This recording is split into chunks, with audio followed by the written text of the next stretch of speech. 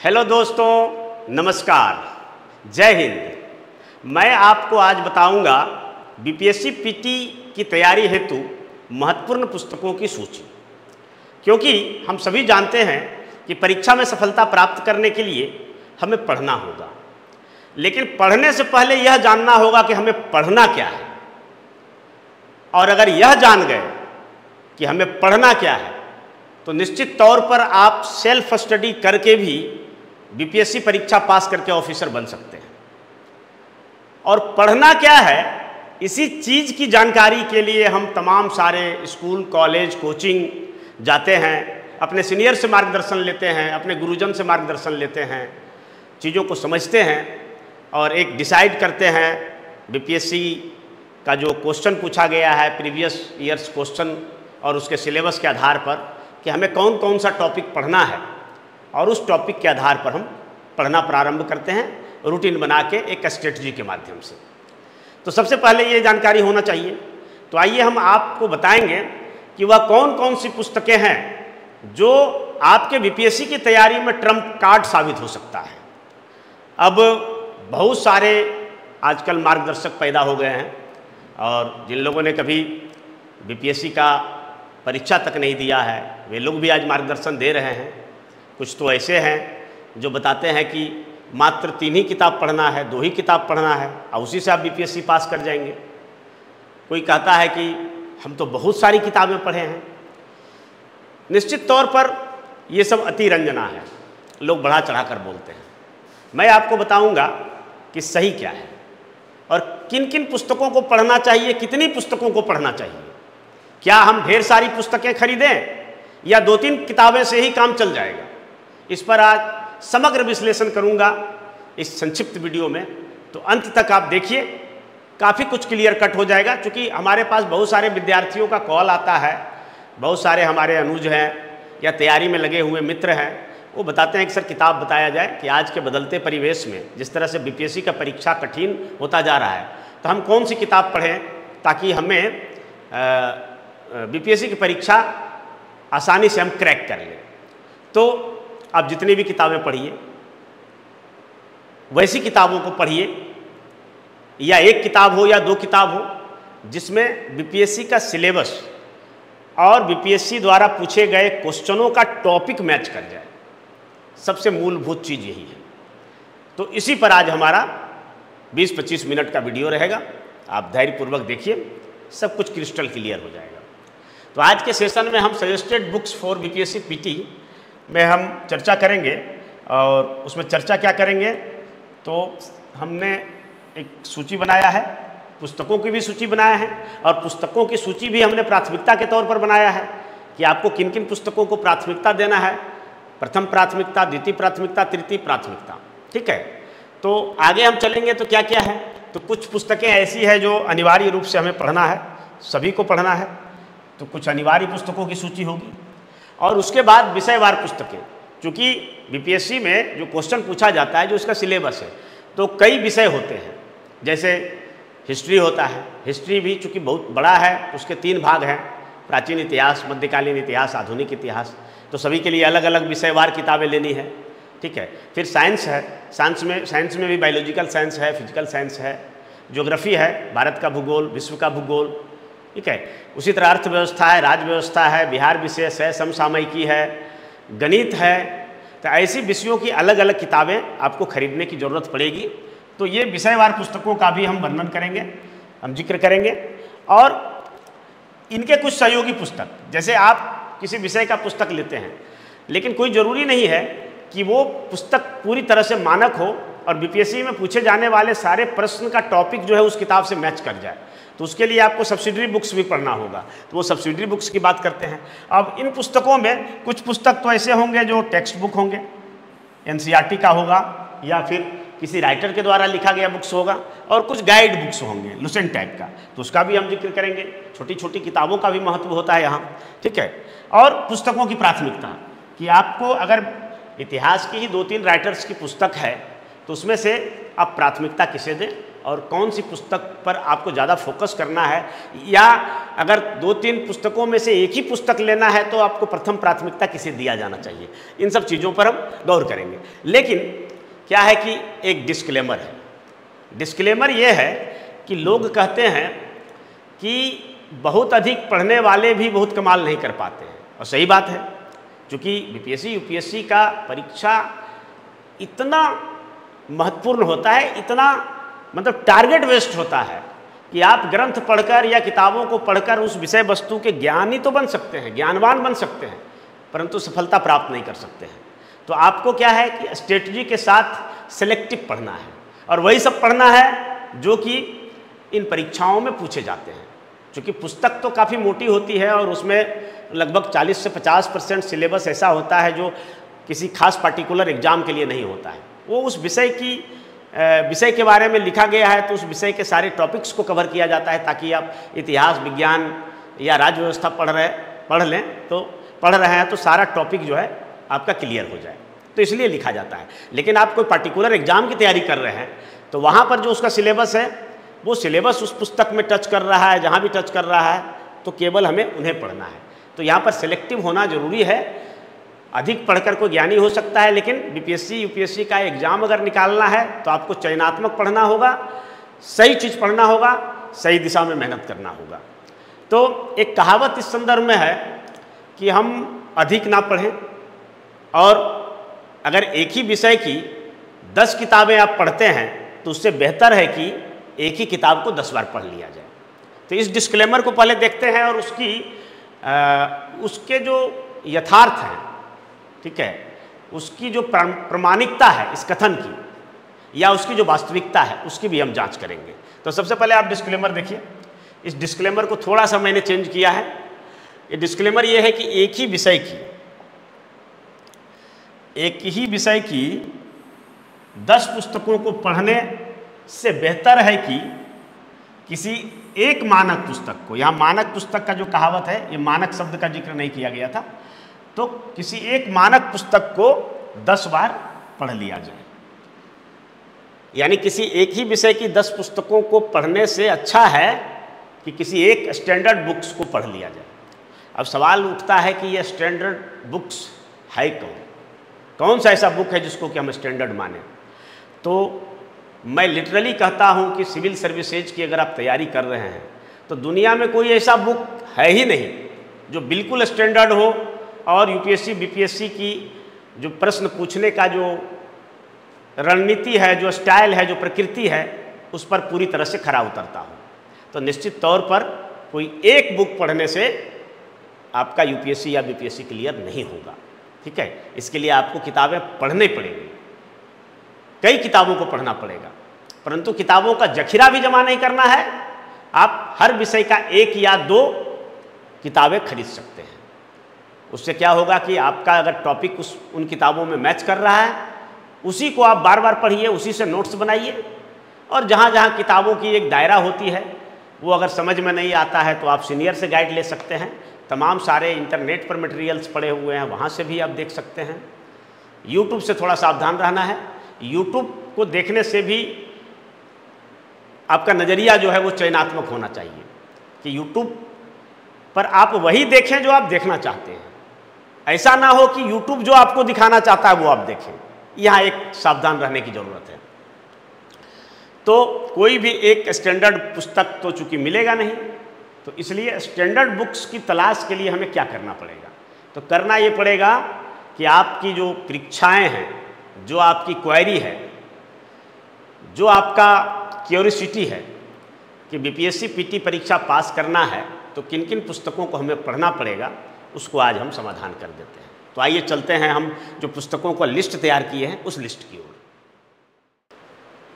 तो आइए हम आपको बताते हैं कि बीपीएससी के लिए कौन कौन सी पुस्तकें महत्वपूर्ण है, खास करके बीपीएससी पीटी के लिए। हालांकि यहाँ पर जो बुक्स सजेस्टेड किए गए हैं मेरे द्वारा, उनमें से कुछ किताबें ऐसी है जो बीपीएससी मेंस की भी तैयारी में लाभदायक होगा, ठीक है। तो ये जो किताबों की सूची है, जो बुक लिस्ट है, उसको हमने 2 भागों में बांटा है।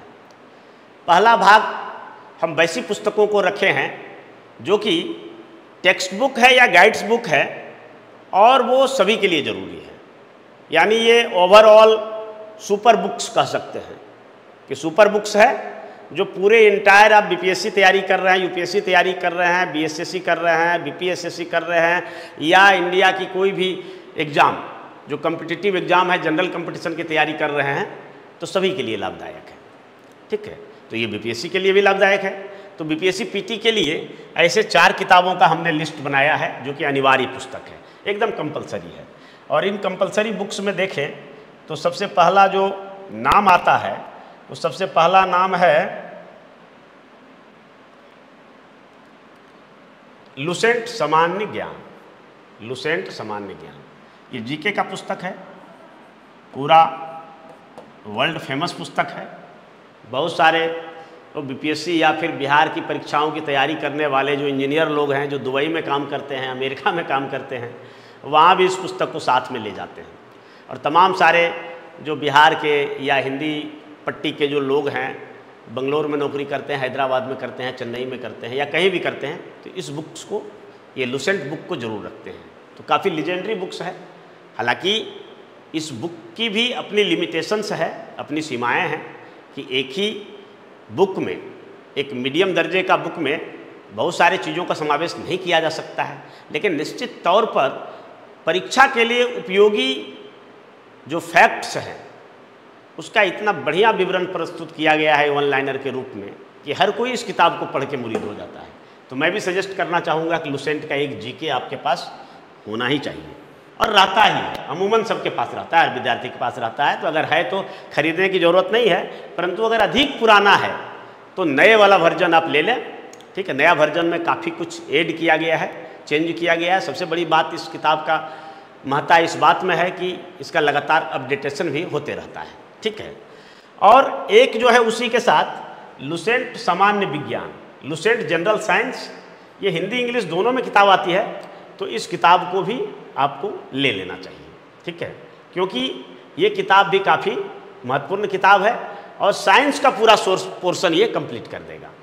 तीसरे नंबर पर हमने क्राउन का सामान्य ज्ञान, ये विज्ञान नहीं है, सामान्य ज्ञान। तो सामान्य ज्ञान यानी क्राउन पब्लिकेशंस का एक बुक आता है। इससे क्या होगा कि लुसेंट में जो दर्शाने का तरीका है, जो प्रस्तुत करने का तरीका है, तो थोड़ा सा डिफरेंट है। और एक ही चीज़ को अगर पढ़ के आप बोर हो रहे हैं तो ऐसे में क्राउन सामान्य ज्ञान जो है ना, आपको मदद करेगा, आपके थोड़ा सा पढ़ने का जो वो एक बोरियत हो रही है उसको चेंज करने का। या कई चैप्टर्स जो है दोनों में अलग अलग भी हैं। तो ये 3 किताब। चौथे के रूप में हम एनसीईआरटी बुक्स को प्रीफर करूँगा। ये एनसीईआरटी बुक्स होना चाहिए। और एनसीईआरटी बुक्स कहाँ से कहाँ तक, तो ये 6 क्लास से लेके 12 क्लास तक। अब बहुत सारे लोग देखिए, हर कोई बताएगा कि 6 to 12 एनसीईआरटी पढ़ लीजिए, लेकिन कहाँ, हर सब्जेक्ट का आप 6 to 12 लेंगे तो बहुत ज़्यादा फायदा नहीं है। तो सब्जेक्ट वाइज में बताऊंगा। जैसे इतिहास, तो इतिहास में अगर आप पढ़ना चाहते हैं, अगर वर्ल्ड हिस्ट्री को भी समावेश करना चाहते हैं, तो आप 8, 9, 10, 11 और 12 ले लीजिए। 11, 12 जो है ओल्ड एनसीईआरटी लेना है। ठीक है, तो उसमें रामचरण शर्मा द्वारा लिखा गया है तो वो है। और 8, 9, 10 में आपको क्या है कि ओवरऑल इसमें अगर आप 7 भी जोड़ सकते हैं तो जोड़ दीजिए। ठीक है, 7, 8, 9 का ये आपका प्राचीन काल, मध्यकाल और वर्ल्ड हिस्ट्री को भी, या यूरोपीय साम्राज्यवाद वगैरह के बारे में अच्छी जानकारी प्रस्तुत कर देगी। तो इतिहास का ये लेना है। भूगोल का क्या करना है, तो भूगोल का 6 to 10 पढ़ना है ना। 6ठी क्लास से 10वीं क्लास तक का भूगोल का एनसीईआरटी पढ़ लीजिए। विज्ञान की अगर बात करें तो विज्ञान में आप 9 और 10 का पढ़ लीजिए, साइंस का। 11, 12 का भी पढ़ सकते हैं, लेकिन चूंकि 11, 12 जो है ये मेडिकल और इंजीनियरिंग की तैयारी के लिए ज़्यादा इम्पोर्टेंट है, जीके के दृष्टिकोण से नहीं है। इसलिए इन किताबों को, अगर जो साइंस बैकग्राउंड के स्टूडेंट नहीं है तो इन किताबों को पढ़कर बहुत अधिक समझ में नहीं आ पाएगा। तो इसलिए 9, 10 का ले लीजिए। और जो अर्थव्यवस्था है, तो अर्थव्यवस्था आप 11, 12 का पढ़िए। ठीक है, तो इस तरह से एनसीईआरटी का एक सेट जो है बुक आपके पास होना चाहिए। और एक बार आप जो आधारभूत चीज़ें हैं, जो बेसिक चीज़ें हैं, वो इन किताबों से पढ़ लीजिए। और उसके बाद उसको इन्हेंस करने के लिए, उसमें नॉलेज को इन्हेंस करने के लिए, टॉपिक को इन्हेंस करने के लिए आप फिर जो विषयवार पुस्तकों की सूची अभी हम दूसरी तरफ चल रहे हैं, दूसरे स्लाइड में चल रहे हैं, तो उसको जो है देखना जरूरी है। तो ये सब अनिवार्य पुस्तकें हैं और इसको आप जरूर रखिए, हर विद्यार्थी के पास होना चाहिए। ये एक तरह से कंपटीशन का बाइबिल है। ठीक है, अब चलिए हम विषयवार पुस्तकों की सूची बताते हैं कि किन किन विषयों की हमें कौन कौन सी पुस्तकें पढ़नी चाहिए। तो यहाँ पर आप देखिए, स्क्रीन पर जो आपको दिख रहा है, बोर्ड पर जो दिख रहा है, तो सामान्य अध्ययन के लिए जरूरी सभी विषयों की अलग अलग, सभी विषय का अलग अलग हमने सूची तैयार किया है। ठीक है, और चूंकि जैसा मैंने बताया कि 10 किताबों को पढ़ने से बेहतर है कि किसी एक ही मानक बुक को पढ़ लिया जाए, परंतु वह मानक बुक कौन सा हो सकता है। तो जैसा कि मैंने बताया कि कोई ऐसा मानक बुक नहीं है जो किसी भी बीपीएससी या यूपीएससी के संपूर्ण सिलेबस को कवर करता हो। तो इसलिए ज़रूरी है कि कम से कम 2 सेट बुक आपके पास होना चाहिए। जितने बुक्स हमारे पास होते हैं तो सच्चाई यही है कि उसमें हम 10 से 15% ही पढ़ पाते हैं, सारा चीज़ तो पढ़ नहीं पाते हैं। इसलिए बहुत सारी किताबों को जखीरा नहीं लगाना है, परंतु कम से कम 2 सेट होना चाहिए, जिससे कि बीपीएससी का सारा सिलेबस कवर हो जाए। इसीलिए हमने पुस्तकों को यहाँ 3 सेट तैयार किया है, यानी 3 सूची तैयार किया है प्राथमिकता के आधार पर। जो अति महत्वपूर्ण पुस्तक है, जिसको कि सहज और सरल रूप से पढ़कर समझा जा सकता है, जो बीपीएससी के सिलेबस को कवर करता है, ऐसी पुस्तकों को हमने फर्स्ट सूची में रखा है, उसको प्राथमिकता 1 का नाम दिया है। प्राथमिकता 2 में सेकेंड जो है प्रायोरिटी है, उसमें हमने ऐसे पुस्तकों को रखा है जिसमें कि इसका एक तरह से सहयोगी पुस्तक हो सकता है कि अगर कोई टॉपिक्स या कोई चैप्टर है वो इन पुस्तकों में नहीं मिल पा रहा है, तो वो उसको आप दूसरी तरफ से पढ़ सकते हैं। या अगर जो है एक तरफ आप थोड़ा सा वस्तुनिष्ठ टाइप का पुस्तक पढ़ रहे हैं, तो दूसरी तरफ आपको विवरणात्मक टाइप से मिल सकता है, जिससे क्या होगा कि हालिया दिनों में जो बीपीएससी में बदलाव हुआ है प्रश्न पूछने की प्रकृति में, कि वस्तुनिष्ठ के जगह पे काफ़ी विवरणात्मक ज्ञान वाले प्रश्न पूछे जाने लगे हैं, कूट वाले प्रश्न पूछे जाने लगे हैं, तो उसको सॉल्व करने में आपको सहायता मिल सके। ठीक है, तो ये सभी विषयों की अलग अलग प्राथमिकता के आधार पर हमने सूची तैयार किया है। और एक बात और मैं बता दूं, यहाँ पर इतिहास को हमने 3 विषय माना है। ठीक है, प्राचीन इतिहास अलग, मध्यकालीन इतिहास अलग और आधुनिक इतिहास अलग। चूँकि इतिहास से काफ़ी सारे प्रश्न आते हैं, विषय भी काफ़ी लंबा चौड़ा है इसलिए, और सबके लिए किताबें भी अलग अलग आती हैं। दूसरे विषयों के साथ ऐसी बातें हैं कि एक ही किताब में सारे टॉपिक्स कवर हो जा रहे हैं, लेकिन अगर विषयवार पुस्तक लेना चाहें तो इतिहास की सभी विषयों की पुस्तकें अलग अलग आती हैं। इसलिए हमने सूची जो तैयार किया है उसमें इतिहास को 3 विषय माना है और 3 बार उसको जो है हमने जिक्र किया है। तो सबसे पहले आइए हम प्राचीन भारत का इतिहास यानी एंशिएंट हिस्ट्री की बात करते हैं। Ancient Indian history. तो बीपीएससी के लिए जो प्राथमिकता 1 है, सबसे पहले मैं विद्यार्थियों को रेफर करूंगा कि प्राचीन भारत के लिए आप एस.के. पांडे का बुक ले लीजिए। एस.के. पांडे का बुक्स में इसकी खासियत ये है कि यह वस्तुनिष्ठ भी है और विषयनिष्ठ भी है। जहाँ जहाँ जरूरत हुआ ये वन लाइनर टाइप का इसमें लिखा गया है और वैसे तथ्यों की एक सूची बनाकर प्रस्तुत किया गया है, और जहाँ जहाँ इसको ज़रूरत पड़ा है वहाँ उसका पूर्ण विवरण भी दिया गया है। और सबसे बड़ी बात है कि ये किताबें जो है इसको लगातार ये अपडेट भी करते रह रहे हैं जो राइटर्स हैं। और अभी जो वर्तमान में आ रहा है प्राचीन भारत, तो प्राचीन भारत में इसके साथ एक सेगमेंट भी जोड़ा जा रहा है प्राचीन भारत का, कि प्राचीन भारत और राजपूत काल। प्राचीन भारत और राजपूत काल, इसमें राजपूत काल भी नई किताब में जोड़ी गई है। ठीक है, तो एक तरह से पूरा मध्यकाल का शुरुआती मध्यकाल और प्राचीन काल ये दोनों कवर करता है बुक्स, तो इसको रखना चाहिए। ठीक है, और इसके साथ ये तो बेसिक बुक्स हो गया, इसको आप टेक्स्ट बुक कह सकते हैं। और इसके साथ एक अगर गाइड बुक लेना चाहते हैं तो दृष्टि पब्लिकेशन का ले सकते हैं। इन्होंने भी खास करके BL ग्रोवर जो अति प्रतिष्ठित बुक्स है, वैसे सारे बुक्स और जो झा श्रीमाली का बुक्स है, ऐसे सारे बुक्स का संकलन तैयार किया है दृष्टि पब्लिकेशन में। तो गाइड बुक के रूप में दृष्टि पब्लिकेशन ले सकते हैं।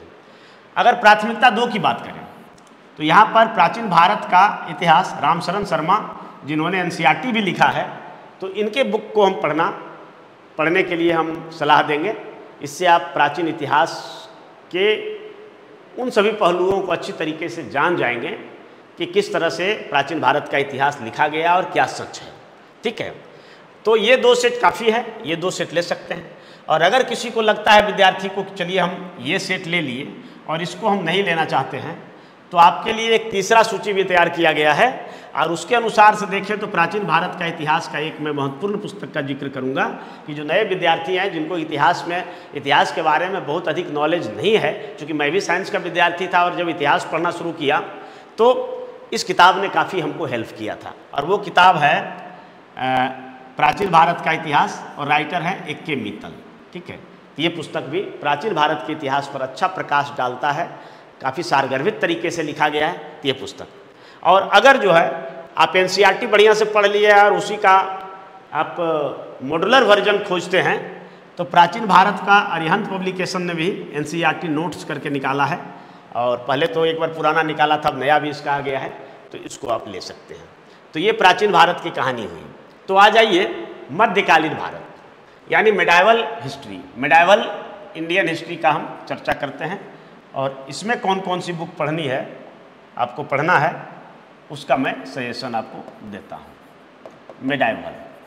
मेडाइवल में चूँकि मेडाइवल सबसे ज़्यादा तो मॉडर्न पढ़ना है, मेडाइवल को भी पढ़ना है, लेकिन चूँकि प्रश्न यहाँ से कम पूछे जाते हैं इसलिए यहाँ पर मध्यकालीन भारत के लिए जो प्रथम प्राथमिकता के तौर पर जान लीजिए ये प्रायोरिटी 1 है। ठीक है, तो इसमें भी हम एस के पांडे का ही रेफर करेंगे, क्योंकि ये पुस्तक परीक्षा उपयोगी है और एग्जाम के दृष्टिकोण से ध्यान में रखकर लिखा गया, इसलिए हर जगह मैं इसको रेफर कर रहा हूँ। और उसी प्रकार अगर आप सेकेंड प्रेफरेंस के रूप में देखें तो हम मध्यकालीन भारत मेडाइवल इंडिया इम्तियाज़ अहमद का पुस्तक रेफर करेंगे, क्योंकि इन्होंने जो मेडाइवल हिस्ट्री लिखा है तो वो पूरे जो मध्यकालीन भारत है, मध्यकालीन इतिहास है, उसको संक्षिप्त रूप में अच्छा प्रस्तुत किया है, तो ये पुस्तक है। और तीसरा अगर प्राथमिकता के तौर पर कहें तो तीसरे ग्रुप में हम मध्यकालीन भारत जो कि सतीश चंद्रा का लिखा हुआ है, इन्होंने एनसीईआरटी भी लिखा है। ठीक है, तो इसका बुक काफ़ी जो है महत्वपूर्ण है, ये 2 वॉल्यूम में आता है, वॉल्यूम 1 और वॉल्यूम 2। ठीक है, तो ये पुस्तक आप ले सकते हैं। उसी प्रकार अगर हम आधुनिक भारत का इतिहास की बात करें यानी मॉडर्न इंडिया की बात करें, modern Indian history, modern Indian history. ठीक है, तो यहाँ पर फिर से एक बार एस के पांडे, आधुनिक भारत में एस के पांडे ले लीजिए। ठीक है, इसमें भी काफ़ी सिलसिलेवार ढंग से प्रस्तुत किया गया है और पढ़ने में आपको आनंद भी आएगा। और उसके साथ एक बहुत ही लीजेंडरी बुक्स की बात कर रहा हूँ जो बिल्कुल जो है न सिर्फ विद्यार्थी को बल्कि हमारे भारत का जो स्वतंत्रता संघर्ष है, जो फ्रीडम स्ट्रगल है, हमारे स्वतंत्रता सेनानियों ने किस प्रकार से स्ट्रगल किया है, उसको जानने के लिए हर भारतीय को पढ़ना चाहिए। यह किताब भारत का स्वतंत्रता संघर्ष, फ्रीडम स्ट्रगल ऑफ इंडिया, ये एकदम एक उपन्यास की माफिक लिखा गया है। और एक बार अगर इस किताब में आप रम गए तो पूरा स्वतंत्रता आंदोलन की जानकारी लिए बगैर आप इस किताब को छोड़ नहीं पाएंगे, ये मेरा दावा है। क्योंकि इस पुस्तक को मैंने 2 बार पढ़ा है और दोनों बार ही इतना आनंददायक रहा, इतना एकदम बिल्कुल क्रिस्टल क्लियर कहानी की तरह कि इसे मैं अंत करके ही छोड़ा। और इससे हमारा जो मॉडर्न इंडियन हिस्ट्री है वो काफ़ी मजबूत हुआ। ठीक है, तो ये पुस्तक जरूर पढ़ना चाहिए। हालांकि ये लीजर टाइम में पढ़ने का है, अगर बिल्कुल एग्जाम सर पे हो तो ऐसी पुस्तकों को पढ़ने का हम सलाह नहीं देंगे, लेकिन एक बार जीवन में कभी भी अगर इस पुस्तक को आप पढ़ लिए तो स्वतंत्रता आंदोलन की जो भी कहानी है, जो भी घटनाएं हैं, वो बिल्कुल आपको क्लियर हो जाएगा, कोई भी उसमें कन्फ्यूजन नहीं रहेगा। ठीक है, अगर इन 2 पुस्तकों के अलावे अगर आधुनिक भारत को आप विस्तार से पढ़ना चाहते हैं तो एक पुस्तक है, काफ़ी महत्वपूर्ण पुस्तक है और जानकारियों को इतने बेहतर प्रस्तुतिकरण किया गया है कि इसका कोई जोड़ नहीं है और लगातार ये किताब अपडेट भी होते रहता है। तो किताब का नाम है आधुनिक भारत और राइटर है यशपाल एवं BL ग्रोवर।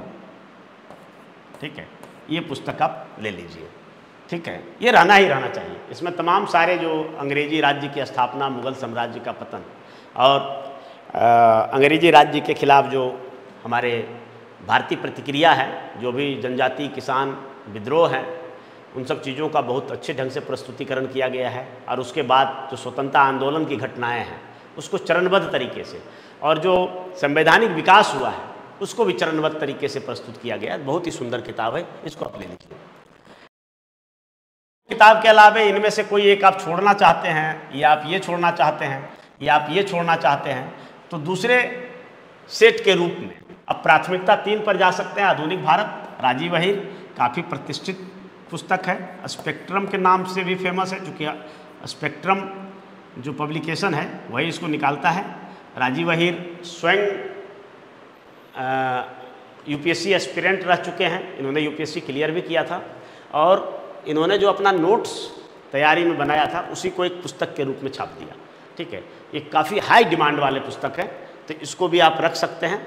परंतु एक बात मैं यहाँ फिर से डिस्क्लेमर डालना चाहूँगा कि ये जो पुस्तक है, ये पुस्तक यूपीएससी के हिसाब से लिखा गया है, तो यूपीएससी के लिए ज़्यादा महत्वपूर्ण है। हालांकि इसको आप पढ़ते हैं तो बीपीएससी के लिए भी फायदा होगा, परंतु यह यूपीएससी को ध्यान में रखकर लिखा गया है। तो ये आधुनिक भारत, राजीव अहीर का पुस्तक है। तो इस तरह से इतिहास क्लियर हो गया। अब चलिए हम दूसरे विषय की ओर चलते हैं। तो दूसरा विषय की अगर बात करें तो पुनः अब एक बहुत ही महत्वपूर्ण विषय आता है भूगोल। तो भूगोल को देखिए, भूगोल यानी ज्योग्राफी। अब देखिए भूगोल का सेगमेंट काफ़ी बड़ा है, क्योंकि इसमें भूगोल में सिर्फ भारत का ही भूगोल नहीं, इसमें भारत का भूगोल पढ़ना है, ठीक है। फिर जो है विश्व का भूगोल पढ़ना है, प्राकृतिक भूगोल पढ़ना है, ठीक है। फिर पर्यावरण एवं पारिस्थितिकी पढ़ना है, और इसमें मानचित्र भी देखना है। तो निश्चित तौर पर क्या ये सारी चीज़ें किसी एक किताब में मिलेगा? नहीं मिलेगा, ठीक है। तो इसके लिए आपको भूगोल का किताब रहना ही चाहिए, जिसमें भारत का भूगोल, प्राकृतिक भूगोल, जनसंख्या, ये सारे टॉपिक्स हों। साथ ही इकोलॉजी और इन्वायरमेंट का भी पुस्तक आपको अलग से लेना पड़ेगा, और फिर एक एटलस का बुक लेना पड़ेगा। तो ये ज़रूरी है, ठीक है। तो आइए देखते हैं कौन कौन सा बुक आप ले सकते हैं। तो पहला जो है, जैसा सभी लोग प्रीफर करते हैं, मैं भी कहूँगा कि भारत एवं विश्व का भूगोल जितना संक्षिप्त और सारगर्भित तरीका से महेश वर्णवाल ने पेश किया, उतना अच्छा बुक और कोई नहीं हो सकता है। तो पहला आप इसको ले लीजिए, भारत एवं विश्व का भूगोल, महेश वर्णवाल का। दूसरा, अगर पारिस्थितिकी एवं पर्यावरण आपको पढ़ना है, ecology and environment, ecology and environment, तो दृष्टि पब्लिकेशन का ले लीजिए, बहुत ही बढ़िया है, हिंदी मीडियम। इंग्लिश मीडियम वाले अगर लेना चाहें तो फिर शंकर आईएएस का ले सकते हैं, शंकर आईएएस, ठीक है। और एटलस अगर लेना चाहें तो ऑक्सफोर्ड एटलस, इसको भी ले सकते हैं। और इसी के साथ एक बिहार एटलस भी आया है, बिहार एटलस। पहले इस पुस्तक का नाम बिहार एटलस था, अब किया गया, थोड़ा सा अपडेट किया गया पुस्तक को, और उसमें बिहार एक अवलोकन। इसके राइटर हैं भरत जी राम, बिहार सरकारी सेवा में पदाधिकारी हैं। अब बहुत अच्छे ढंग से बिहार के संबंध में प्रस्तुत किया गया है। तो ये पुस्तक आप ले सकते हैं बिहार की जानकारी के लिए, क्योंकि आपको मानचित्र के बारे में जानकारी होना चाहिए। अगर आप मानचित्र पढ़ते हैं, चाहे वो विश्व का मानचित्र हो, भारत का मानचित्र हो, बिहार का मानचित्र हो, तो निश्चित तौर पर 2 क्वेश्चन तो आपको ये बनाने में मदद करेगा ही करेगा, क्योंकि लोकेशन बहुत ज़रूरी है ना। जैसे उदाहरण के तौर पर मैं आज ही एक क्वेश्चन बनाया हूँ कि सहारा मरुस्थल किन किन देशों को नहीं छूता है। तो अगर आप अफ्रीका का मान तो आपको पता चल जाएगा कि भाई कौन से देश है जो सहारा मरुस्थल के किसी किनारा या उसके भाग को नहीं टच करता है, तो देख लीजिए। उसी प्रकार बिहार में आप देख सकते हैं कोसी नदी किधर से बहता है, किन किन जिलों से होकर। बिहार का सबसे जो पूर्वी शहर है वो कौन सा है। तो ये सब ऐसे सारे जो प्रश्न हैं वो बिहार के एटलस या बिहार का मानचित्र देखने से आपको पता चलेगा। तो यहाँ है, तो ये तो पहली प्राथमिकता हुआ भूगोल के लिए। दूसरी प्राथमिकता के रूप में आप देखें तो आप यहाँ पर देख सकते हैं भारत एवं विश्व का भूगोल, माजिद हुसैन जो मैग्रो हिल की किताब है, उसमें बहुत बेहतर ढंग से प्रस्तुत किया गया है, हालांकि थोड़ा सा कठिन है, ठीक है। और अगर पारिस्थितिकी पर्यावरण आप दृष्टि का नहीं लेना चाहते हैं तो यहाँ पर माजिद हुसैन का ले सकते हैं, ये भी बेटर है। और उसी प्रकार अगर इनमें से कोई एक सेट ले लेते हैं तो दूसरा आप अगर लेना चाहें तो भूगोल का अरिहंत का एनसीईआरटी नोट्स आप ले सकते हैं। जो ज्योग्राफी ऑप्शनल वाले हैं, जिनका ज्योग्राफी ऑप्शनल है बीपीएससी में या खास करके यूपीएससी में, तो उसको हम सजेस्ट करेंगे कि आप खुल्लर का बुक ले लीजिए। इसमें काफ़ी विस्तार से दिया है, लेकिन उतना विस्तार से बीपीएससी में पढ़ने की ज़रूरत नहीं है, इसलिए इतना से आपका काम चल जाएगा, ठीक है। अब आइए हम बात करते हैं राज व्यवस्था की। Indian polity system, Indian polity system में हर लोग जिस प्रकार से पुस्तकों को रेफर करते हैं तो हम भी उसी प्रकार से करते हैं, ठीक है। लेकिन ये जान लीजिए कि हर पुस्तक की अपनी सीमा होती है, तो उन सीमाओं के कारण जो है हमें दूसरी पुस्तकों की ओर भी रुख करना पड़ेगा। तो भारतीय राज व्यवस्था, इंडियन पॉलिटी, एम लक्ष्मीकांत, बहुत ही लीजेंडरी बुक है, ठीक है। उसको पढ़िए और एक बार जो इस किताब को पढ़ लेता है तो फिर पॉलिटी में कोई किंतु परंतु नहीं रह जाता है। लेकिन ये बात आपको ध्यान में रखना होगा कि ये पुस्तक जो है, ये पुस्तक यूपीएससी के लिए लिखा गया है और बीपीएससी के कई ऐसे पहलू हैं जो इसमें छूट सकता है, ठीक है। तो इसके लिए आपको कुछ दूसरी किताबों की ओर रुख करना पड़ेगा। तो दूसरी किताब, अगर दूसरा सेट आप लेना चाहते हैं तो एक भारतीय राज व्यवस्था है जो कि परीक्षा वाणी की है। परीक्षा वाणी ये काफ़ी अच्छा है, एनसीईआरटी बेस्ड है और अति महत्वपूर्ण चीज़ों को बड़ा ही सुंदर तरीके से दर्शाया गया है, तो इसको ले सकते हैं। और फिर जो है भारतीय राज व्यवस्था को इन्हीं सब सारे पुस्तकों का सार के रूप में दृष्टि पब्लिकेशन ने जो तैयार किया है, इसको भी आप रख सकते हैं। इनमें से, इन तीनों में से कोई भी दो सेट आप ले सकते हैं, ठीक है। होता क्या है, दो सेट पुस्तक इसलिए मैं बता रहा हूँ कि कभी भी किसी एक किताब में अगर कोई चीज़ आपको समझ में नहीं आया, ठीक है, तो आप दूसरी किताब में जा सकते हैं, तो बहुत संभव है कि वहाँ आपको समझ में आ जाए। इसलिए दो सेट किताबें रहनी चाहिए, ठीक है। हाँ, परीक्षा के समय जब परीक्षा नज़दीक है तो उतना हम चक्कर में नहीं पड़ेंगे, क्योंकि हमने पढ़ा है तो उसका नोट्स भी बनाया होगा, हम अपना नोट्स ही लास्ट टाइम में देख लेंगे, किताब को बहुत कम देखेंगे। ये सब हमारा स्ट्रेटजी का पार्ट हो सकता है। लेकिन अगर कोई फाउंडेशन बैच का विद्यार्थी है, अभी वो बीपीएससी की तैयारी में लगा है, तो किताबें तो उसके पास होना ही चाहिए, ठीक है। अब आ जाइए साइंस। जनरल साइंस की अगर बात करें तो जनरल साइंस में यूँ तो बहुत सारे मटेरियल हैं और जो साइंस बैकग्राउंड के विद्यार्थी हैं उनको बहुत ज़्यादा मेहनत भी नहीं करना पड़ता है। लेकिन जो आर्ट्स बैकग्राउंड के हैं तो उनको साइंस में, जैसा कि मैंने पहले ही बताया था कि आपको एक पुस्तक रखना है जो जीके है, लुसेंट का जीके के अलावे लुसेंट का जनरल साइंस, लुसेंट सामान्य विज्ञान, ये पुस्तक तो रखना ही रखना है। इस पुस्तक से सारा क्लियर हो जाएगा, कवर हो जाएगा। परंतु इसके अलावे चूंकि इस पुस्तक का भी लिमिटेशंस हैं, एक ही किताब में सारा चीज़ समाहित किया गया है, तो निश्चित तौर पर इसमें उतने सारी चीज़ों को कवर नहीं किया गया है।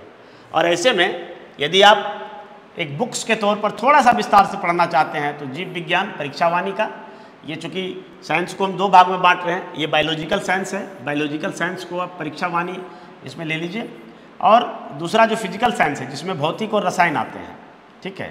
तो भौतिक और रसायन के लिए भी परीक्षा वाणी का ही बुक मैं रेफर करूँगा। ये बुक आप ले लीजिए परीक्षा वाणी का, इससे दोनों जो चीज़ इसमें समझ में नहीं आएगा वो यहाँ समझ में आ जाएगा।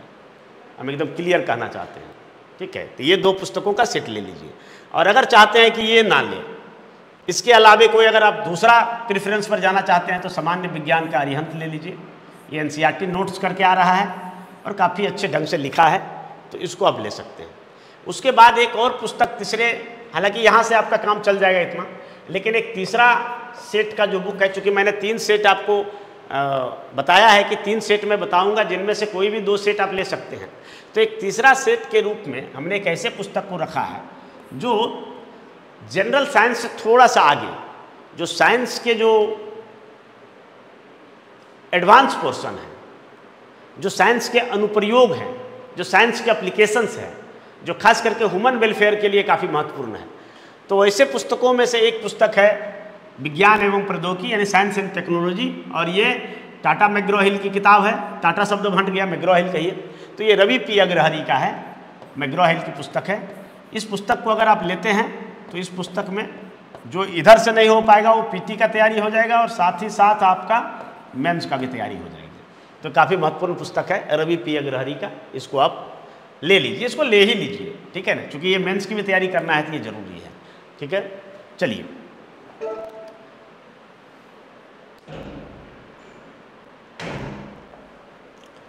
अब आइए अर्थव्यवस्था। ये बहुत ही क्रूशियल सब्जेक्ट है और अर्थव्यवस्था के लिए कौन सी पुस्तक पढ़ा जाए ये आज तक मुझे भी समझ में नहीं आया, लेकिन परीक्षा तो देना है और ऐसे में पुस्तक तो हमें देखना पड़ेगा। तो अर्थशास्त्र के जो प्रश्न होते हैं उसमें 2 टाइप के प्रश्न होते हैं। अगर 10 प्रश्न अर्थव्यवस्था से पूछा जा रहा है तो समझिए 3 या 4 प्रश्न जो होंगे वो बेसिक इकोनॉमिक्स से होगा, जिसमें कि टर्मिनोलॉजी वगैरह रहेगा, और 6 प्रश्न जो रहेगा वो करेंट इकोनॉमी से रहेगा। अब इसी 4-5 प्रश्न के लिए हमें कुछ पुस्तक पढ़ना है तो निश्चित तौर पर इतनी मोटी पुस्तकें पढ़ने से कोई फ़ायदा नहीं है, हालांकि मेंस में फ़ायदा हो सकता है। तो पीटी के लिए क्या है कि कुछ कुछ चुनिंदा जो चैप्टर हैं उसको हम पढ़ सकते हैं। तो आइए इकोनॉमी की बात करें, इंडियन इकोनॉमी। तो इसमें सबसे पहले मैं कहूँगा कि भारतीय अर्थव्यवस्था, ये रमेश सिंह का मैग्रो हिल की पुस्तक है, इसको आप ले लीजिए। हालांकि इनमें से कुछ ही टॉपिक्स पढ़ना है पीटी के लिए, जैसे सेक्टर्स ऑफ इकोनॉमी है ना, उसको पढ़ लीजिए। इकोनॉमिक्स के जो मूलभूत सिद्धांत हैं, उत्पादन, वितरण, खपत, इन सब चीज़ों को पढ़ लीजिए। वाणिज्य व्यापार पढ़ लीजिए, इंडस्ट्री पढ़ लीजिए, नेशनल इनकम पढ़ लीजिए, बैंकिंग एवं फाइनेंस पढ़ लीजिए। इतना में ही पीटी का तैयारी हो जाएगा। वित्त एवं वाणिज्य पढ़ सकते हैं, तो इतना में आपका जो है हो जाएगा इकोनॉमिक्स की तैयारी, ठीक है। तो ये 4-5 चैप्टर पढ़ना है। उसी तरह भारतीय अर्थव्यवस्था है लाल एवं लाल का दूसरे प्रेफरेंस के रूप में अगर हम देखें तो ये पुस्तक भी काफ़ी मोटी है, इनमें से कुछ ही चैप्टर पढ़ना है, पूरा नहीं पढ़ना है, समय अभी नहीं बर्बाद करना है। और अगर जो है ये सब तो टेक्स्ट बुक हो गया, अगर आप गाइड बुक्स पढ़ना चाहते हैं तो भारतीय अर्थव्यवस्था पर दृष्टि पब्लिकेशन ने बहुत अच्छा लिखा है, तो उसको भी आप पढ़ सकते हैं। जो दृष्टि पब्लिकेशंस का बुक आता है, पहले उसका जो नोट्स था उसी को बुक्स फॉर्म में छाप दिए हैं, तो उसका आप देख सकते हैं। अब आ जाइए बिहार विशेष पर। काफ़ी महत्वपूर्ण सेगमेंट है, काफ़ी सारे प्रश्न रहते हैं और इसकी तैयारी भी बहुत कम समय में और आसानी से किया जा सकता है। इसलिए मैं बार बार विद्यार्थियों को बोलता हूं कि बिहार स्पेशल पर विशेष ध्यान दिया जाए, ठीक है। और बिहार स्पेशल में भी बिहार हिस्ट्री, बिहार ज्योग्राफी, इस पर विशेष ध्यान दिया जाए।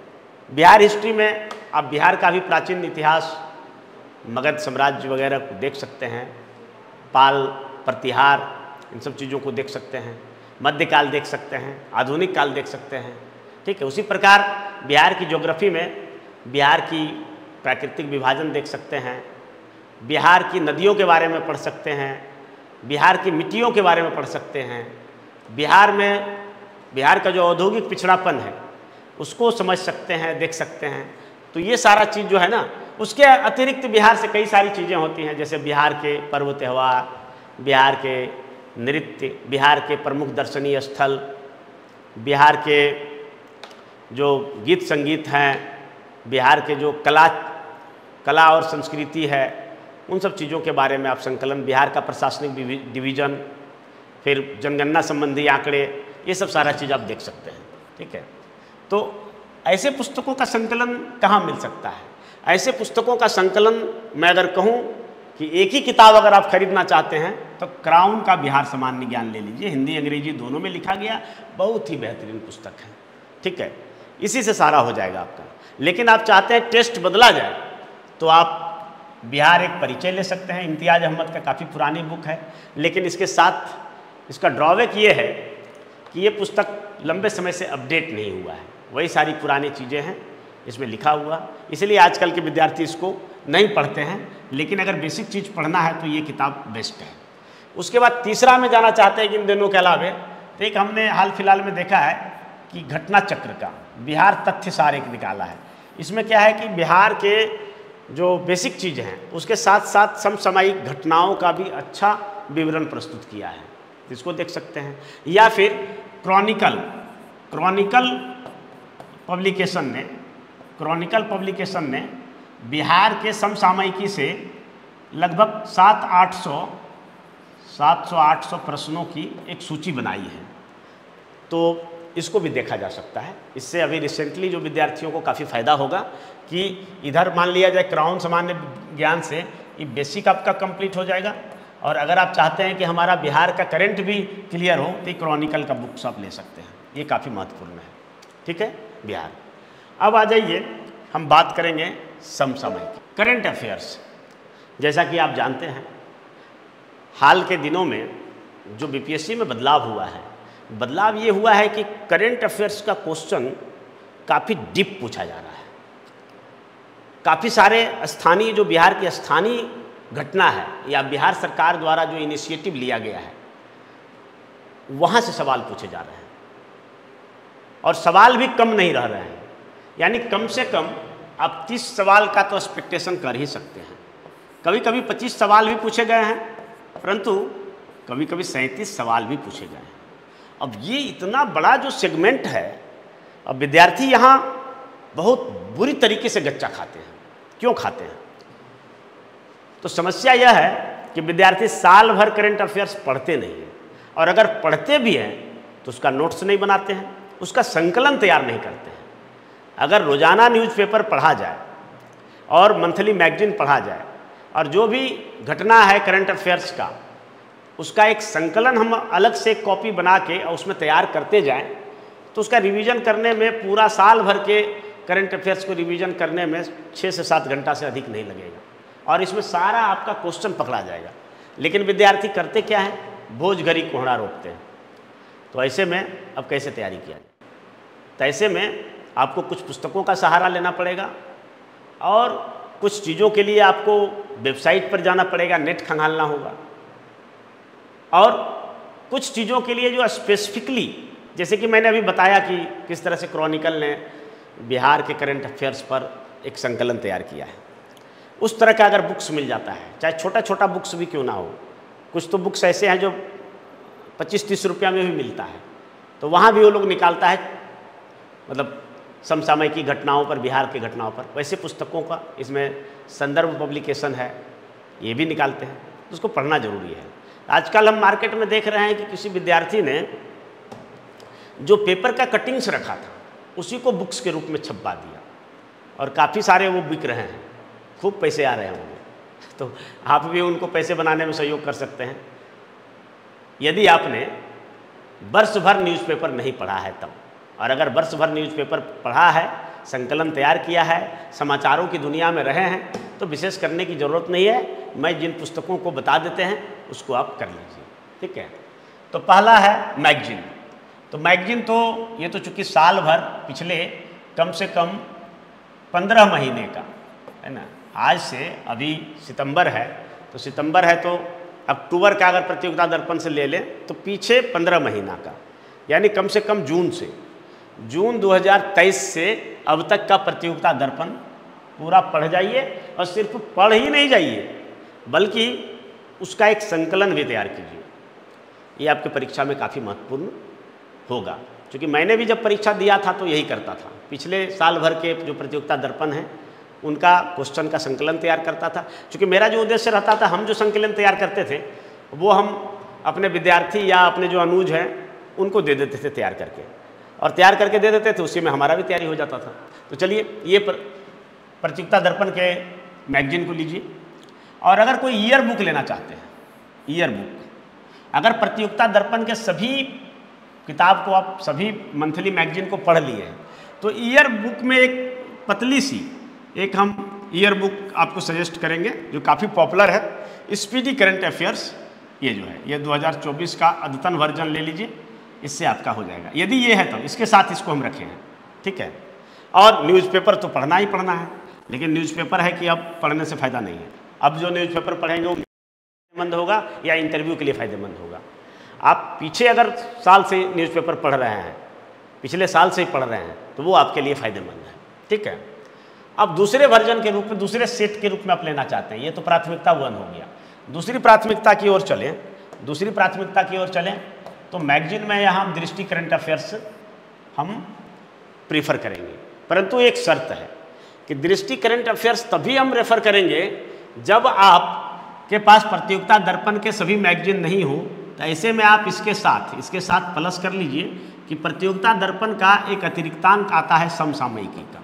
तो समसामयिकी का प्रतियोगिता दर्पण का अतिरिक्तांक ले लीजिए और ये आपको दोनों मिलके टॉपिक को कवर कर देगा। हालांकि दृष्टि करंट अफेयर्स ये यूपीएससी के लिए लिखा गया है, निकलता है मैगजीन, तो बीपीएससी के लिए थोड़ा लेस इम्पोर्टेंट है, परंतु आप चाहें तो इसको पढ़ सकते हैं। इससे ना सिर्फ आपका करंट अफेयर्स की तैयारी हो जाएगी, बल्कि कई सारे जो समसामयिकी मुद्दे होते हैं तो उनका भी बढ़िया से विवरण प्रस्तुत किया हुआ रहता है, इसलिए मैगजीन काफ़ी महत्वपूर्ण होता है। और न्यूज़पेपर में अगर आप हिंदुस्तान में पढ़ना चाहते हैं तो प्रभात खबर ले लीजिए, ठीक है, लेकिन ये पहले से पढ़ने की स्ट्रेटजी होनी चाहिए। अब आ जाइए तीसरे चॉइस के रूप में, ये दोनों में से कोई एक सेट अगर आपके पास है और दूसरा आप लेना चाहते हैं, ठीक है, तो हम तीसरे वर्जन पर हम चले जा रहे हैं, तीसरे प्रेफरेंस पर चले जा रहे हैं। तो इसमें मैगजीन में आप सिविल सर्विसेज क्रॉनिकल को देख सकते हैं। सिविल सर्विसेज क्रॉनिकल काफ़ी अच्छी मैगजीन है, प्रतिष्ठित मैगजीन है, हालांकि ये कम बिकती है, ठीक है, परंतु ये अच्छा संकलन इसमें भी रहता है। और अगर ईयर बुक में इन दोनों में से अगर आप नहीं चाहते हैं तो मंथन का ले लीजिए। पहले मंथन का बहुत बिकता था, अब इधर बिहार में इसकी बिक्री कम हो गई है, परंतु बहुत अच्छा है, ठीक है। और न्यूज़पेपर में अगर आप चाहते हैं तो फिर दैनिक जागरण पढ़िए हिंदी मीडियम के लिए, और इंग्लिश मीडियम के जो विद्यार्थी हैं वो तो द हिंदू पढ़िए, नेशनल न्यूज के लिए द हिंदू, और स्थानीय के लिए बिहार के लिए हिंदुस्तान टाइम्स या टाइम्स ऑफ इंडिया, इन दोनों में से कोई एक ले लीजिए, ठीक है। अब तो ये आपका 140 प्रश्न कवर हो गए। अब जो महत्वपूर्ण 10 प्रश्न बच गए हैं, ये 10 प्रश्न अगर आप मैथ और रीजनिंग जानते हैं तो 10 का 10 आपका है, गलती की संभावना बहुत कम है, बशर्ते कि ये जो अभी समय आपके पास बच रहा है 70वीं बीपीएससी में, उसमें या जो 71वीं बीपीएससी के लिए कर रहे हैं, उसके लिए ज़रूरी है कि थोड़ा सा प्रैक्टिस कर लिया जाए। 71वीं बीपीएससी के लिए तो आप चाहें तो पूरा मैथ बना सकते हैं, परंतु 70वीं बीपीएससी के लिए आप नंबर सिस्टम्स को देख लीजिए, परसेंटेज देख लीजिए, लाभ हानि देख लीजिए, बट्टा देख लीजिए, ठीक है, रेलगाड़ी वाला प्रश्न देख लीजिए, और रीजनिंग तो वो प्रैक्टिस की चीज़ है, वो आप अगर जानते हैं रीजनिंग तो वहाँ भी बन जाएगा।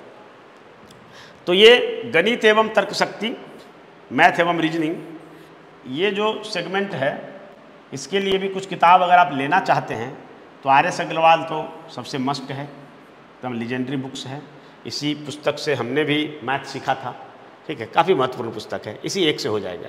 परंतु अगर कोई दूसरा चॉइस चाहते हैं तो एस.डी. यादव का ले लीजिए, या इसके जगह पे और भी कई किताबें हैं, आजकल लोग लिखने लगे हैं, बहुत सारे यूट्यूबर लोग भी अपना बुक छाप दिया है, तो उसको भी देख सकते हैं, ठीक है। और अगर कोई ट्रिकी अप्रोच में पढ़ना चाहते हैं तो सगीर अहमद का एक बुक आता है, वस्तुनिष्ठ ट्रिकी अंकगणित, तो ये ट्रिक के माध्यम से बताए हुए हैं, इसको मैंने पढ़ा था, ये काफ़ी महत्वपूर्ण है, तो इसको आप ले सकते हैं।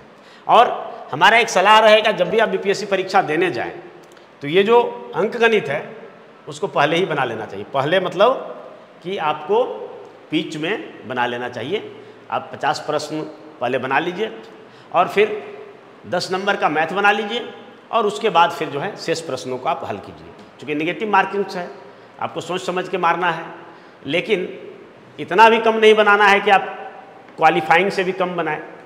कम से कम आपको 100 प्लस करना होगा, एकदम स्पीड एक्यूरेसी के साथ 100 प्लस कीजिए। अगर उसमें 2, 4, 5 गलती हुआ तो भी आपका बचेगा, लेकिन है कि किसी को अगर 50 प्रश्न ही आ रहा है तो क्या करना है, 50 में तो होगा नहीं।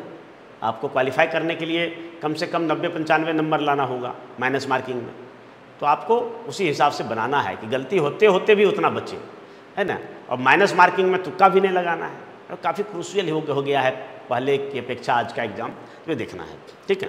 अब है क्या कि सारा चीज़ कर लिए, अब समय समय पर आपको अपने खुद को जांचने के लिए कि इस बीपीएससी की तैयारी में हम कहाँ खड़े हैं, और इसके लिए आपको अपने खुद को जांचने के लिए, अपने को इम्प्रूव करने के लिए, और कहाँ क्या कमी है उसका निराकरण के लिए आपको प्रैक्टिस करना होगा। तो इस तरह से कुछ प्रैक्टिस सेट हैं, और प्रैक्टिस सेट वही बढ़िया है जो कि अद्यतन हो, और नए पैटर्न पर आधारित हो। तो नए पैटर्न पर हालांकि कोई भी प्रैक्टिस सेट हमने देखा नहीं है, इसलिए प्रैक्टिस सेट के बारे में हम अभी रिसेंटली कोई सलाह विशेष नहीं देना चाहेंगे, लेकिन एक दो पब्लिकेशंस है जिसका कि नाम सुनते हैं मार्केट में, लोग बताते हैं, विद्यार्थियों से भी फीडबैक मिलता है, तो काफ़ी अच्छा है और ये अपने क्वेश्चन को अपडेट भी करता रहता है। तो इसमें पहला जो प्रेफरेंस है वो केबीसी पर है, केबीसी पब्लिकेशन लीजिए, ठीक है। और दूसरा अगर चॉइस है तो एडुटेरिया का ले लीजिए, हाल के दिनों में काफ़ी प्रगति किया है इसने, ठीक है। और एक जो सेट है घटना चक्र का, तो इसको भी आप ले सकते हैं। हालांकि घटना चक्र का जो वस्तुनिष्ठ पुस्तकें हैं इसको भी बहुत सारे विद्यार्थी पसंद करते हैं, जिसमें एक कोई प्रश्न रहेगा वस्तुनिष्ठ, उसका उत्तर रहेगा और उसका जो विश्लेषण है वो बॉक्स में रहेगा। तो काफ़ी लोग इस तरह की किताबें पढ़ना पसंद करते हैं। मैं इस तरह की किताबें पढ़ना पसंद नहीं करता हूँ, मैं हमेशा टेक्स्ट बुक पढ़ा हूँ। तो आप ये घटना चक्र को ले सकते हैं, आजकल घटना चक्र वाले प्रैक्टिस सेट भी निकाल रहे हैं, तो उसको भी देख सकते हैं। तो ये सारे विषयवार पुस्तकों की सूची है। अब सवाल है कि कैसे पढ़ना है। तो हमारा जो हर विद्यार्थियों को हम बताते हैं कि सफलता के 7 सूत्र हैं, सफलता के 7 सूत्र हैं। और हालिया दिनों में हमने जितना भी वीडियो बनाया है उस पर हम ये सफलता के 7 सूत्र जरूर विद्यार्थियों को बताते हैं, जिससे लगता है कि विद्यार्थी सही दिशा में मार्गदर्शन प्राप्त करें और अपने सपनों को साकार करें। ऐसा नहीं है कि कोई विद्यार्थी मिसगाइड हो जाए, क्योंकि मैंने पहले भी बताया है कि अभी जो विद्यार्थी मिसगाइड हो रहे हैं वो ऑनलाइन क्लास के चक्कर में हो रहे हैं। तमाम सारे यूट्यूबर्स, उनकी क्या उनका स्टेटस है, क्या उसका डिग्री है, क्या उसके पास जानकारी का लेवल है, ये सब कुछ पता नहीं है किसी को। बस सिर्फ किसी टॉपिक को अच्छे और लच्छेदार भाषा में, जिसमें थोड़ा सा देसी भाषाओं का, देसी शब्दों का मिश्रण हो, टोन हो, और मजाक मजाक में कॉमेडी करके पढ़ाते हैं। और उसके कारण जो विद्यार्थी हैं, जो गंभीर प्रवृत्ति के विद्यार्थी हैं, उसका भविष्य चौपट हो रहा है। मतलब बिल्कुल डिस्ट्रैक्शन ला दिया है, पथ विचलन ला दिया है, जिससे हमें हिंदी मीडियम वाले विद्यार्थियों की दुर्दशा देखकर मुझे रोना आता है। और मुझे लगता है कि जो ठीक है, जो कॉन्वेंट स्कूल में पढ़ रहे हैं, जो अंग्रेजी माध्यम से पढ़ रहे हैं, जिनके पास हर कुछ सुख सुविधा है, उनके साथ हमें रेस करना है। तो रेस करना है तो उसके लिए स्टार्टिंग पॉइंट तो सबके लिए समान है। तो समान है तो हमें कितना तेज भागना होगा, ये ज़रूरी है कि जितना भी तेज भागना पड़े तो उसके लिए हमें तैयारी कर लेनी है और सही दिशा में तैयारी करनी है। तो सही दिशा में सतत प्रयास करना है। तो कैसे पढ़ना है? सफलता के 7 सूत्र, 7 ही मंत्र हैं, इसको पढ़ना है। तो पहला है कि आप किसी भी विषय को रीड कीजिए, किसी भी टॉपिक को रीड कीजिए और उसका जो है संक्षिप्त नोट्स बनाइए, यानी राइट कीजिए, और उस पर फिर चिंतन मनन कीजिए, यानी थिंक कीजिए, ठीक है। कुछ चीज़ों को जो कंसेप्ट से नहीं होगा तो उसको रट लीजिए, यानी याद रख लीजिए, रिमेंबर कर लीजिए। और फिर ये चारों चीज़ हो गया तो अपने मित्रों के साथ, अपने जो सीनियर्स या जूनियर के साथ डिस्कशन करिए, ठीक है। और फिर आप पढ़े गए टॉपिक्स को रिवीजन कीजिए। रिवीजन डेली होना चाहिए, साप्ताहिक होना चाहिए, मंथली होना चाहिए और एग्जाम के टाइम इंटेंसिव होना चाहिए, ठीक है। और फिर आप क्या कीजिए, लास्ट में प्रैक्टिस कीजिए। प्रैक्टिस के लिए जिस परीक्षा की आप तैयारी कर रहे हैं, तो उन परीक्षाओं के लिए आप अभ्यास कीजिए। अभ्यास के लिए क्या है, तो आप प्रैक्टिस सेट बनाइए, आप प्रीवियस ईयर्स क्वेश्चन को सॉल्व कीजिए। इससे क्या है कि आपको पता चलते रहेगा इस बीपीएससी की तैयारी में हम किस लेवल पर हैं। और ये क्या करना है, तो जितने भी विषय हमने बताया सबको आप रूटीन बना लीजिए, रूटीन बना लीजिए और कंसिस्टेंटली कीजिए, यानी निरंतरता के साथ। ये नहीं कि एक दिन पढ़ लिए 18 घंटा और दूसरे दिन 0 घंटा, नहीं। अगर आप 4 घंटा ही पढ़ते हैं तो रोज़ पढ़िए। और इस तरह से ये 7 फार्मूला अगर आप रूटीन बना के कंसिस्टेंटली किए मजबूत इच्छा शक्ति के साथ, तो निश्चित तौर पर यही चीज़ जो है वो सफलता में बदल जाएगी। और ये सफलता क्या होगा? आपके ऑफिसर बनने की सफलता।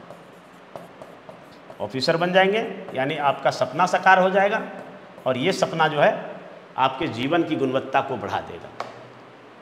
वो जीवन जो हमें फिर दोबारा नहीं मिलने वाली है। तो यदि आप इस जीवन को अच्छे ढंग से जीना चाहते हैं, क्वालिटी पूर्ण ढंग से जीना चाहते हैं, तो आपको सही दिशा में सतत प्रयास, मजबूत इच्छा शक्ति के साथ निरंतर और कठोर मेहनत करना होगा। निश्चित तौर पर सफलता झक मार के आपके पास आएगी। तो आज के टॉपिक में बस इतना ही। मैं आपसे विदा लेना चाहूँगा। जय हिंद,